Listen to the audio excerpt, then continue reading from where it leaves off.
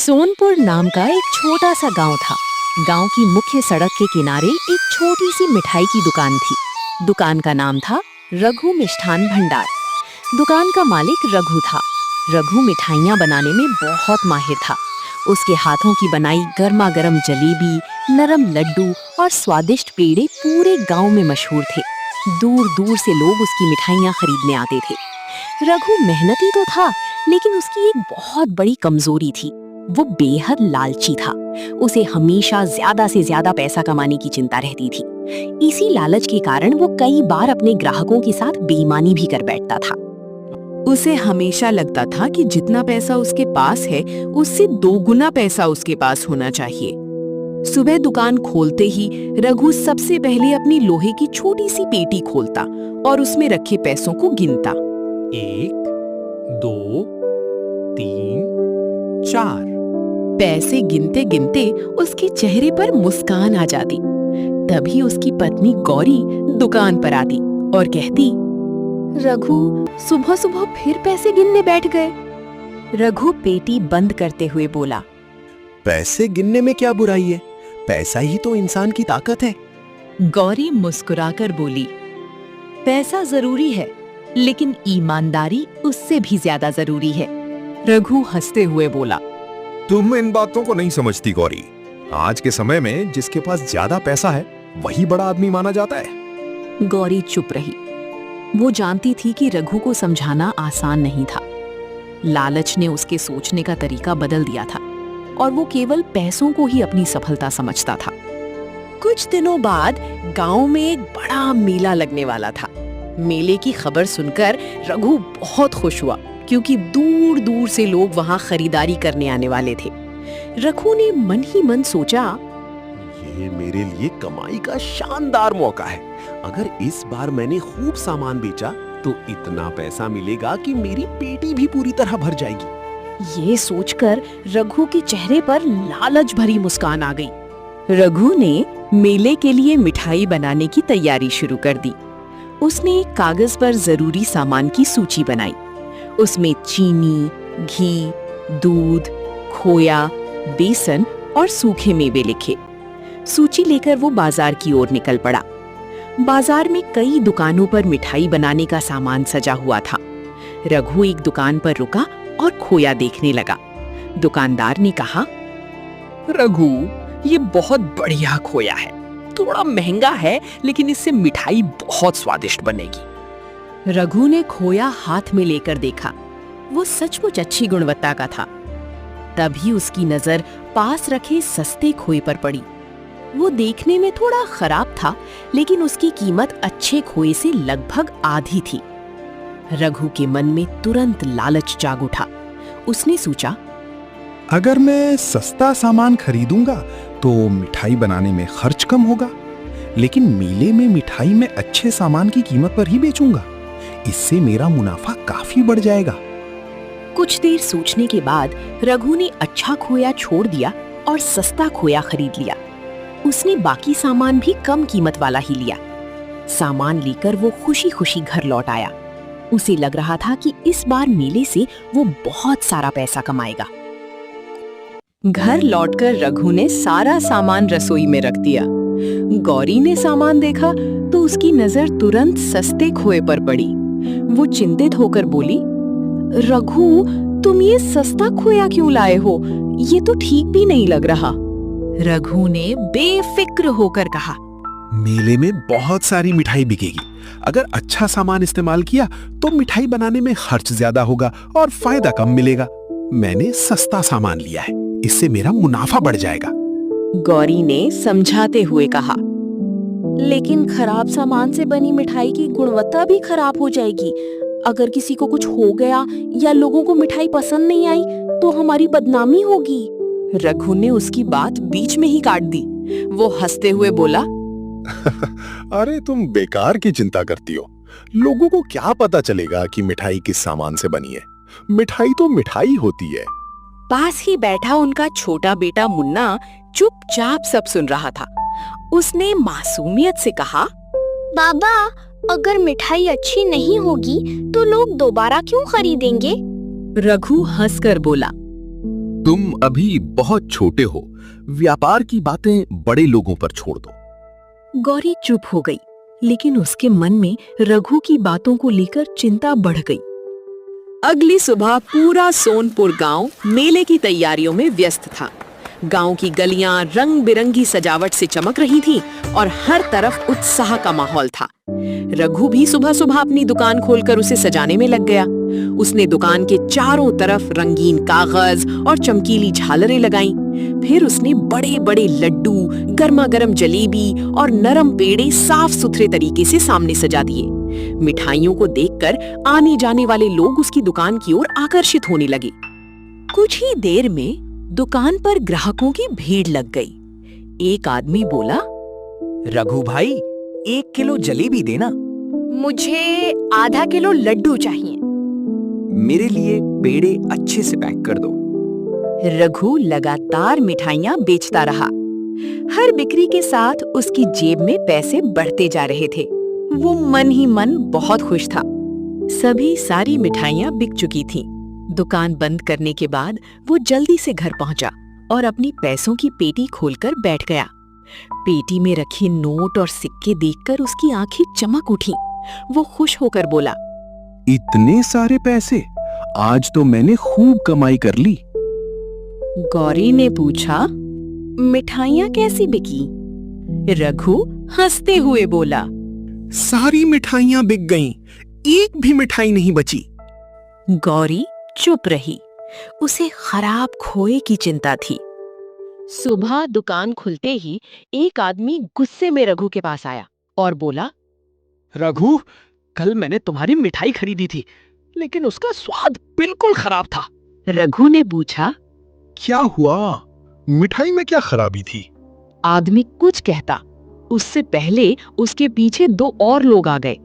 एक महिला नाराज होकर बोली, मेरे घर में भी सबने तुम्हारी मिठाई खाने से मना कर दिया, उसका स्वाद अजीब था। रघु के चेहरे की खुशी अचानक गायब हो गई। उसे समझ आ गया कि खराब खोए का असर सामने आने लगा है। फिर भी उसने अपनी गलती मानने के बजाय बहाना बनाते हुए कहा, अरे, मेले में गर्मी बहुत थी, शायद गर्मी की वजह से मिठाई खराब हो गई होगी। लोग रघु की बात सुनकर बिना कुछ कहे वहां से चले गए। रघु ने सोचा कि बात शायद यहीं खत्म हो जाएगी और कुछ दिनों बाद लोग सब भूल जाएंगे, लेकिन उसकी सोच गलत थी। अगले दिन उसकी दुकान पर पहले से भी कम ग्राहक आए। फिर उसके अगले दिन ग्राहकों की संख्या और घट गई। धीरे धीरे लोगों ने उसकी दुकान से मिठाई खरीदना लगभग बंद कर दिया। 1 सप्ताह के अंदर उसकी दुकान ज्यादातर समय खाली रहने लगी। रघु सुबह से शाम तक दुकान पर बैठा रहता, लेकिन इक्का दुक्का ग्राहक ही आते। उसकी कमाई भी लगातार कम होती जा रही थी। एक दिन रघु ने देखा कि सामने वाली मिठाई की दुकान पर लोगों की लंबी लाइन लगी हुई थी। लोग खुशी से मिठाई खरीद रहे थे। रघु ने गुस्से और निराशा में कहा, सब लोग उधर ही क्यों जा रहे हैं? गौरी ने शांत स्वर में कहा, क्योंकि तुम्हारी मिठाई से लोगों का भरोसा टूट गया है। रघु चुप हो गया। कुछ दिनों बाद रघु की दुकान पर सेठ दीनदयाल आया। सेठ गांव में मिठाई बनाने वालों को चीनी, घी, खोया और बाकी सामान बेचता था। उसने रघु को उदास बैठे देखा तो पूछा, रघु, तुम्हारा काम कैसा चल रहा है? रघु ने मायूस होकर कहा, कुछ अच्छा नहीं चल रहा। ग्राहक मेरी दुकान पर आना ही नहीं चाहते। सेठ ने गंभीर होकर कहा, मैंने सुना है कि तुम्हारी मिठाइयों को लेकर लोगों ने शिकायत की थी। रघु ने शर्मिंदा होकर अपनी नजरें नीचे कर ली। कुछ पल बाद सेठ बोला, गलती हो गई है तो उसे सुधारने की कोशिश करो। रघु ने पूछा, लेकिन मैं शुरुआत कैसे करूं?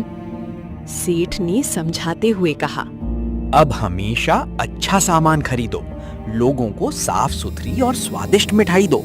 शुरुआत में समय लगेगा, लेकिन धीरे धीरे लोगों का भरोसा जरूर वापस आएगा। रघु चुपचाप सेठ की बातें सुनता रहा और सोचने लगा। रघु ने अच्छे सामान की कीमत पूछी। सेठ दीनदयाल ने कीमत बताई तो रघु को वो काफी ज्यादा लगी। उसके मन में फिर से लालच जाग उठा। वो सोचने लगा, अगर मैं इतना महंगा सामान खरीदूंगा तो मिठाई बेचने के बाद मुनाफा बहुत कम बचेगा। तभी उसकी नजर सेठ की गाड़ी में रखे कुछ सस्ते सूखे मेवों पर पड़ी। वे देखने में अच्छे लग रहे थे, लेकिन उनकी गुणवत्ता ठीक नहीं थी। रघु ने तुरंत पूछा, सेठ जी, ये सस्ते वाले सूखे मेवे कितने के हैं? सेठ ने कहा, ये कम कीमत वाले हैं, लेकिन मैं तुम्हें इन्हें मिठाई में इस्तेमाल करने की सलाह नहीं दूंगा। अच्छी मिठाई के लिए अच्छी सामग्री जरूरी होती है। रघु ने सेठ की बात अनसुनी कर दी। उसने मन ही मन सोचा, मुझे तो यही सस्ता सामान चाहिए। फिर उसने वही सूखे मेवे खरीद लिए। इस बार रघु ने पहले से भी ज्यादा मिठाई तैयार की। उसने सोचा कि ज्यादा मिठाई होगी तो ज्यादा बिक्री होगी। उसने दुकान के बाहर एक बड़ा और आकर्षक बोर्ड लगाया, जिस पर लिखा था, आज सबसे सस्ती मिठाई। बोर्ड देखकर कई लोग उसकी दुकान की तरफ आने लगे। ग्राहकों की भीड़ देखकर रघु बहुत खुश हुआ। वो मन ही मन बोला, अब फिर से खूब पैसा आएगा। मुन्ना दुकान पर आया और सामने रखी मिठाइयों को ध्यान से देखते हुए बोला, बाबा, इस बार ये मिठाई अच्छी है ना? रघु ने बिना उसकी तरफ देखे कहा। हाँ, बिल्कुल अच्छी है। मुन्ना ने फिर मासूमियत से पूछा, बाबा, आपने इस बार अच्छा सामान खरीदा है? रघु कुछ पल चुप रहा, फिर बात टालते हुए बोला, तुम्हें इन सब बातों की चिंता करने की जरूरत नहीं है। मुन्ना उदास हो गया और चुपचाप वहां से चला गया। उसी शाम एक बूढ़ा साधु धीरे धीरे चलते हुए रघु की दुकान के सामने आकर रुक गया। उसने दुकान में सजी मिठाइयों को ध्यान से देखा, फिर रघु की ओर देखकर शांत स्वर में बोला, बेटा, मिठाई में मिठास सिर्फ चीनी से नहीं आती, उसे बनाने वाले की नीयत और ईमानदारी भी उसमें शामिल होती है। रघु को साधु की बात अच्छी नहीं लगी। वो चिढ़कर बोला, बाबा, मुझे उपदेश देने की कोई जरूरत नहीं है। मैं अपना व्यापार अच्छी तरह जानता हूँ। मुझे पता है कि मुझे क्या करना है। साधु ने बिना गुस्सा किए कहा, ठीक है बेटा, मैं तुम्हें मजबूर नहीं करूंगा, लेकिन मेरी एक बात हमेशा याद रखना, लालच की राह शुरुआत में बहुत आसान और छोटी लगती है, मगर धीरे धीरे इंसान को ऐसी जगह पहुंचा देती है जहां से लौटना मुश्किल हो जाता है। इतना कहकर साधु वहां से चला गया। रघु कुछ पल उसे देखता रहा, फिर उसकी बात को नजरअंदाज कर दिया। कुछ दिनों बाद गांव में एक बड़ा धार्मिक कार्यक्रम होने वाला था। कार्यक्रम में दूर दूर से लोग आने वाले थे, इसलिए सभी के लिए बड़ी मात्रा में मिठाई का इंतजाम किया जाना था। गांव के लोगों ने आपस में सलाह की और सोचा कि शायद रघु को अपनी गलती सुधारने का एक और मौका दिया जाए। उन्होंने रघु को बड़ी मात्रा में मिठाई बनाने का आदेश दिया। ये सुनकर रघु बहुत खुश हुआ। उसे लगा, इतना बड़ा ऑर्डर मिला है, अब तो मुझे बहुत सारा पैसा मिलेगा। उसने बिना देर किए फिर सस्ता सामान खरीदा और मिठाई बनाने की तैयारी शुरू कर दी। लेकिन इस बार उसका लालच पहले से भी ज्यादा बढ़ गया। ज्यादा मुनाफा कमाने के चक्कर में उसने मिठाई की मात्रा बढ़ाने के लिए उसमें जरूरत से ज्यादा सस्ता मिश्रण डाल दिया। रघु को लगा कि इससे खर्च कम होगा और फायदा बढ़ जाएगा। मिठाई देखने में सुंदर और आकर्षक लग रही थी, लेकिन उसकी गुणवत्ता अच्छी नहीं थी। स्वाद भी खराब हो गया था। जब धार्मिक कार्यक्रम में लोगों को मिठाई बांटी गई, तो कई लोगों ने पहला निवाला खाते ही समझ लिया कि मिठाई में कुछ गड़बड़ है। मिठाई देखने में सुंदर थी, लेकिन उसका स्वाद बिल्कुल अच्छा नहीं था। एक आदमी ने नाराज होकर कहा, ये कैसी मिठाई है? इसका स्वाद तो बिल्कुल खराब है। दूसरे आदमी ने तुरंत कहा, रघु ने फिर वही किया है। उसने इस बार भी सस्ता और घटिया सामान इस्तेमाल किया है। ये सुनते ही वहां मौजूद लोगों के बीच चर्चा शुरू हो गई। अब पूरे गांव को रघु की सच्चाई पता चल गई। थोड़ी ही देर में रघु की दुकान के सामने बहुत सारे लोग जमा हो गए। एक बुजुर्ग ने गंभीर आवाज में कहा, रघु, एक बार गलती हो जाए तो इंसान को माफ किया जा सकता है, लेकिन बार बार वही गलती करना सिर्फ गलती नहीं बल्कि लोगों के साथ धोखा है। रघु के पास कहने के लिए कोई शब्द नहीं था। वो शर्म से सिर झुकाकर खड़ा रहा। उस दिन के बाद गांव में किसी ने रघु की दुकान से मिठाई खरीदना बंद कर दिया। उसकी कमाई पूरी तरह रुक गई और दुकान दिन भर खाली रहने लगी। घर का खर्च चलाना भी मुश्किल हो गया। जो पैसे उसने पहले कमाए थे वे धीरे धीरे खत्म होने लगे। एक शाम रघु चुपचाप अपनी पुरानी लोहे की पेटी के पास बैठा। उसने भारी मन से पेटी खोली। कभी यही पेटी पैसों से भरी रहती थी और उसे देखकर रघु खुशी से मुस्कुराता था, लेकिन आज उसमें बहुत कम पैसे बचे थे। रघु देर तक उन पैसों को देखता रहा। उसके चेहरे पर चिंता साफ दिखाई दे रही थी। उसे पहली बार समझ आने लगा कि लालच से कमाया हुआ पैसा ज्यादा समय तक साथ नहीं रहता। उसे अचानक अपनी पत्नी गौरी की कही हुई बात याद आई। पैसा जरूरी है, लेकिन ईमानदारी उससे भी ज्यादा जरूरी है। फिर उसके मन में बूढ़े साधु की बातें गूंजने लगीं। मिठाई में मिठास सिर्फ चीनी से नहीं आती, बनाने वाले की नीयत भी उसमें होती है। रघु की आंखें नम हो गईं। उसे अपनी सारी गलतियां याद आने लगीं। उसने पहली बार दिल से स्वीकार किया। गलती मेरी थी। मैंने पैसों के लालच में सबका भरोसा खो दिया। अगली सुबह रघु ने अपनी दुकान के बाहर लगा पुराना बोर्ड उतार दिया। उसे देखकर उसे अपनी पुरानी गलतियां याद आ गईं। उसने नया बोर्ड बनाया और दुकान के बाहर लगा दिया। उस पर लिखा था, शुद्ध मिठाई, सही कीमत, पूरा भरोसा। इसके बाद रघु सीधे सेठ दीनदयाल के पास गया। उसने विनम्रता से कहा, सेठ जी, इस बार मुझे केवल अच्छा और शुद्ध सामान चाहिए। चाहे मेरा मुनाफा कम हो जाए, लेकिन अब मैं किसी भी कीमत पर खराब सामान नहीं खरीदूंगा। सेठ दीनदयाल मुस्कुराया और बोला, अब तुम सही रास्ते पर हो रघु। ईमानदारी से किया गया काम धीरे धीरे जरूर सफल होता है। रघु ने अच्छे खोए, शुद्ध घी, ताजा दूध और बढ़िया सूखे मेवे खरीदे। उसने हर सामान को ध्यान से जांचा और सही कीमत चुकाई। घर लौटकर उसने गौरी की मदद से पूरी मेहनत और साफ सफाई के साथ मिठाई बनानी शुरू की। इस बार उसके मन में सिर्फ एक बात थी, ग्राहकों का खोया हुआ भरोसा वापस पाना। मिठाई तैयार होने के बाद गौरी ने उसे चखकर मुस्कुराते हुए कहा, अब इसमें पहले जैसी मिठास और स्वाद है।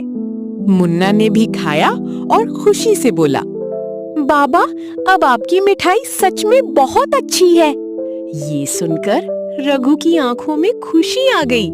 उसे लगा कि शायद वो धीरे धीरे अपनी पुरानी गलती सुधार सकता है। पहले दिन रघु की दुकान पर केवल एक ग्राहक आया। उसने 2 लड्डू खरीदे और बिना कुछ कहे चला गया। रघु ने फिर भी हिम्मत नहीं छोड़ी।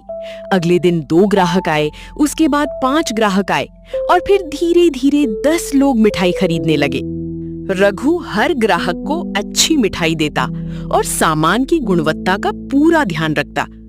कुछ ही दिनों में लोगों का भरोसा धीरे धीरे वापस आने लगा। एक दिन वही बुजुर्ग रघु की दुकान पर आया, जिसने कुछ समय पहले उसे सबके सामने उसकी गलती का एहसास कराया था। उसने एक लड्डू खाया और मुस्कुराते हुए कहा, अब तुम सच में हलवाई कहलाने के लायक हो। रघु ने हाथ जोड़कर विनम्रता से कहा, मुझसे बहुत बड़ी गलती हुई थी। पैसों के लालच ने मेरी आंखें बंद कर दी थीं और मैंने लोगों का भरोसा खो दिया था। बुजुर्ग ने कहा, गलती करना बुरा नहीं रघु, लेकिन गलती समझने के बाद भी उसे दोहराते रहना बुरा है। रघु ने सिर हिलाया और मन ही मन तय किया कि वो अब हमेशा ईमानदारी से व्यापार करेगा। कुछ महीनों की मेहनत के बाद रघु की दुकान फिर से अच्छी तरह चलने लगी। इस बार उसकी कमाई पहले जितनी तेजी से नहीं बढ़ी, लेकिन उसके पास एक ऐसी चीज थी जो पैसों से कहीं ज्यादा कीमती थी, लोगों का भरोसा। रघु अब कभी घटिया या सस्ता सामान खरीदने की कोशिश नहीं करता था। वो हर सामग्री को खुद जांच कर ही मिठाई बनाता। अगर किसी दिन मिठाई का स्वाद या गुणवत्ता ठीक नहीं होती, तो वो उसे बेचने के बजाय दुकान बंद कर देता। अब उसके लिए ज्यादा मुनाफे से ज्यादा जरूरी ग्राहकों की संतुष्टि और विश्वास था। एक दिन एक ग्राहक रघु की दुकान पर मिठाई खरीदने आया। उसने मिठाई लेते हुए रघु से पूछा, रघु भाई, तुम अब इतना अच्छा और शुद्ध सामान क्यों इस्तेमाल करते हो? इससे तुम्हारा मुनाफा तो पहले से कम होता होगा। रघु मुस्कुराया और बोला, हाँ, मुनाफा पहले जितना नहीं होता, लेकिन अब मैं सिर्फ पैसा कमाने के बारे में नहीं सोचता। पहले मेरा पूरा ध्यान ज्यादा से ज्यादा पैसे कमाने पर रहता था। अब मैं लोगों का भरोसा कमाना चाहता हूँ। ग्राहक ने उत्सुकता से पूछा, लेकिन पैसा और भरोसा, इनमें ज्यादा कीमती क्या है? रघु ने बिना सोचे मुस्कुराकर जवाब दिया, भरोसा। पैसा आज है, कल नहीं भी हो सकता, लेकिन अगर लोगों का भरोसा मिल जाए तो वही सबसे बड़ी कमाई है। दुकान के कोने में खड़ा मुन्ना ये सब सुन रहा था। वो अपनी पिता की बात सुनकर खुशी से मुस्कुराया। शाम को रघु ने दुकान बंद की और अपनी पुरानी लोहे की पेटी खोई। उसमें आज भी कुछ पैसे रखे थे, लेकिन इस बार उसने पैसे गिनने के बजाय पेटी तुरंत बंद कर दी। गौरी ने हैरानी से पूछा, आज पैसे नहीं गिनोगे? रघु मुस्कुराकर बोला, नहीं, अब मुझे समझ आ गया है कि असली दौलत सिर्फ इस पेटी में रखे पैसों में नहीं है। गौरी ने पूछा, तो फिर असली दौलत कहाँ है? रघु ने दुकान के बाहर खड़े अपने ग्राहकों की तरफ देखा और मुस्कुराते हुए कहा, इन लोगों के भरोसे में यही मेरी सबसे बड़ी कमाई है। उसी समय दुकान के सामने से वही बूढ़ा साधु धीरे धीरे गुजर रहा था। रघु की नजर जैसे ही साधु पर पड़ी, वो तुरंत दुकान से बाहर आया और दौड़कर उसके पास पहुंचा। उसने हाथ जोड़कर विनम्रता से कहा, बाबा, उस दिन आपने मुझे जो बात समझाई थी उसे मैं बहुत देर से समझ पाया। लालच के कारण मैंने अपने ग्राहकों का भरोसा खो दिया था। साधु मुस्कुराकर बोला, देर से समझे, लेकिन आखिरकार समझ तो गए। यही सबसे बड़ी बात है। रघु ने कुछ पल सोचकर पूछा, बाबा, क्या लालच पूरी तरह खत्म हो सकता है? साधु ने शांत स्वर में कहा, लालच हर इंसान के मन में कभी ना कभी आता है। फर्क सिर्फ इतना है कि कोई उसके पीछे चल पड़ता है और कोई सही समय पर उसे रोक देता है। रघु ने सिर झुका लिया और मन ही मन तय किया कि वो अब हमेशा अपने लालच पर नियंत्रण रखेगा। उस दिन के बाद रघु ने अपने जीवन में एक पक्का नियम बना लिया, कम कमाऊंगा, लेकिन कभी गलत तरीके से पैसा नहीं कमाऊंगा। अब वो हर सामान की गुणवत्ता खुद जांचता और ग्राहकों को हमेशा शुद्ध और ताजी मिठाई देता था। धीरे धीरे उसकी दुकान पूरे सोनपुर गांव में फिर से मशहूर हो गई। दूर दूर से लोग उसकी मिठाई खरीदने आने लगे, लेकिन इस बार लोग उसकी स्वाद की तारीफ के साथ उसकी ईमानदारी की भी प्रशंसा करते थे। रघु ने आखिरकार समझ लिया था कि लालच से कमाया हुआ पैसा कुछ समय के लिए खुशी दे सकता है, लेकिन ईमानदारी से कमाया हुआ भरोसा जिंदगी भर साथ रहता है। अब रघु के लिए सबसे बड़ी दौलत उसकी पैसों की पेटी नहीं, बल्कि लोगों का विश्वास था। लालच इंसान को जल्दी आगे बढ़ता हुआ दिखाता है, लेकिन अंत में वही लालच उसे पीछे धकेल देता है। मेहनत, ईमानदारी और लोगों का भरोसा ही सच्ची कमाई है